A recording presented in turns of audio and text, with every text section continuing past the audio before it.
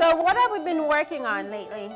Houses. Houses, but what exactly? Remember what we talked about? The different elements, architectural elements. I want to see the kids who are sitting really nice and are paying attention. I want them to be able to help me.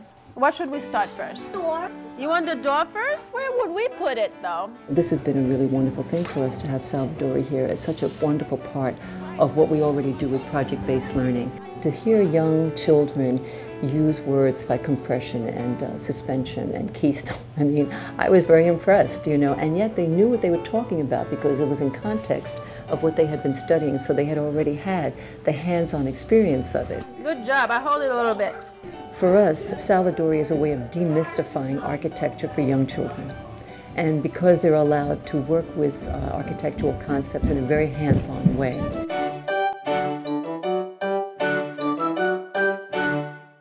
The mission of the Salvadori Center is to use the logic and wonder and beauty of the built environment, all the structures that surround us, bridges, tunnels, skyscrapers, as a springboard for math and science education. Mario once said that all the structures that surround us hold all the knowledge we need to be informed and engaged citizens. So we help teachers figure out how they can unlock and unpack the math, the science, the art, the social studies, the history that exists in all these structures to get kids engaged in a relevant learning experience. Right, you're going to ball it up, put it here, and then put clay on top of it. Having Salvadori here with the project that they're working on right now, building religious structures, is really like a crowning, culminating project for them because it's so much fun and they're producing a product that's so big and really in their faces. When I look at the state of education today in the United States and I see that we're not producing enough mathematicians, enough scientists, enough engineers, it might be because we haven't made it fun and interesting to pursue those fields. We've taken exciting material and made it dry. And now we got to make it exciting again if we want to compete in the world. Project-based learning models how the world works and also allows kids to assimilate and integrate knowledge on a number of levels. It also helps teachers come up with ideas because they don't have to just pick one thing. They could pick a topic or a theme and create a whole collection of learning experiences that their kids would buy into. As kids have to take apart different aspects of things to do, their engagement level feeds, they become self-motivating. And I think when Salvadori comes in and say, hey, let's build a building, right away we're speaking their language. This is your stair leading up to the top. The key thing for me is the connection to the real world. It completely zaps the questions from the students that are asking, well, why do I have to learn this? They don't have to ask that question. Kids see the relationship of what they're learning to what they need to learn. You know where this is going, but you need to think ahead to the next stop. It's the way kids want to learn. They have a sense of wonder and that curiosity. And my favorite aspect is what they don't realize is they're learning math and science and they're not even aware of it. Next thing you know, they've got all this terminology and ways of viewing problems in the world that they didn't realize they were learning at the time. The idea was for you to take the 5 pieces of papers that you have on your desk and you have to answer those questions. What is the first thing that you noticed? Central to the Salvadori pedagogy is a co-teaching model.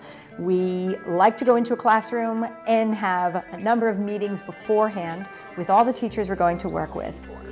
So we are solving for centimeters, so centimeters will be the unit. What Salvadori has offered is a game plan beforehand that we're able to sit down with and actually look at and try to figure out the ins and outs and then implement it. So I actually have a framework to start from as opposed to just my ideas, like how can I put this into a project. I need to hear you guys talk to each other.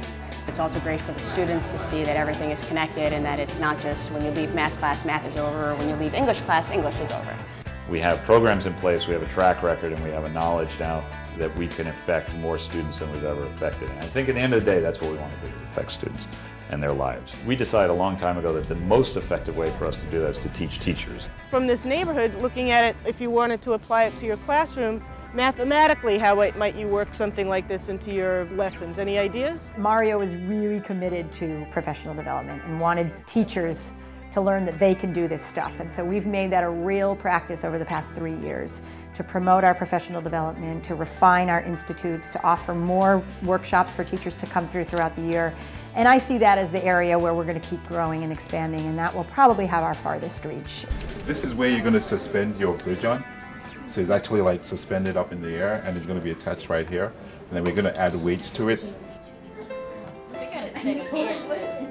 I think an enrichment program like Salvadori is vital. In times like this, it is more vital. And I think Salvadori offers an enrichment that gives people the ability to really learn, to see the environment around them and then glom on to the things they're trying to learn in a way that just makes it flower and makes it happen, again, intuitively, in a common sense way that they just sort of get it. What do we call this? The stoop. What do we call this? The reality of the American education system today is that we are not necessarily serving all our kids to the best of their abilities and their needs. What about you, Sabrina? What are you doing? My vision is that we take our very simple, practical, yet engaging ideas and we give them to teachers who want them, who then will give it to kids who need them. I want us to always stay on mission and always remember what Mario wanted us to be doing, but I also think it's important that when you've got a good product and you've got great ideas and you have solutions to help the shortcomings of the American education system, then I think it's our responsibility to get it out there and to find ways to make it usable by anyone who's interested in using it. That looks